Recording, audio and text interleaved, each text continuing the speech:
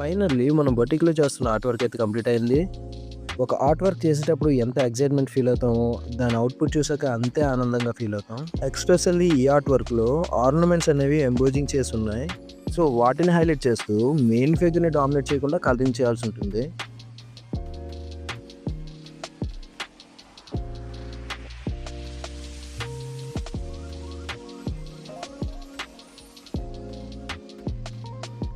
Main ఫిగర్‌ని dominate చేయకుండా బ్యాక్‌గ్రౌండ్‌ని light pink షేడ్‌తో అయితే fill చేశాను. దాని మీద ఆర్టిస్టిక్‌గా ఫ్లవర్స్ పెయింట్ చేశాను.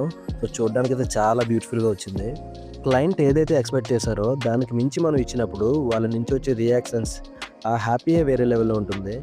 ఖచ్చితంగా మన ఆర్ట్ వర్క్ వీళ్ళ స్టోర్‌కి మంచి యాడ్ ఆన్ అవుతుంది. సో, ఇదండి ఫైనల్ అవుట్‌పుట్.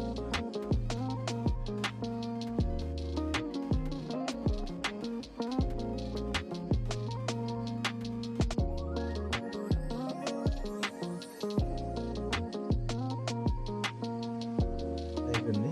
సో, మీరు అనుకున్నట్టు వచ్చిందా లేదా అనేది ఒక జెన్యూన్ రివ్యూ అయితే కావాలి నాకు. నేను అనుకున్నట్టు కాదు. యాక్చువల్లీ నేనైతే అస్సలు ఇంత ఎక్స్‌పెక్ట్ చేయలేదు. ఫస్ట్ థింగ్ నాకు మా ఇంటీరియర్ రూప గారు సజెస్ట్ చేసినప్పుడు ఎలా వస్తుందో అనుకున్నాను. బట్ వేస్తున్నప్పుడు నాకు అర్థమైంది కానీ ఈ ఎంబోసింగ్ వర్క్ అసలు ఇంత బాగా వస్తదని నేనైతే ఎక్స్‌పెక్ట్ చేయలేదు. లిటరల్లీ సింప్లీ సూపర్బ్ అండి.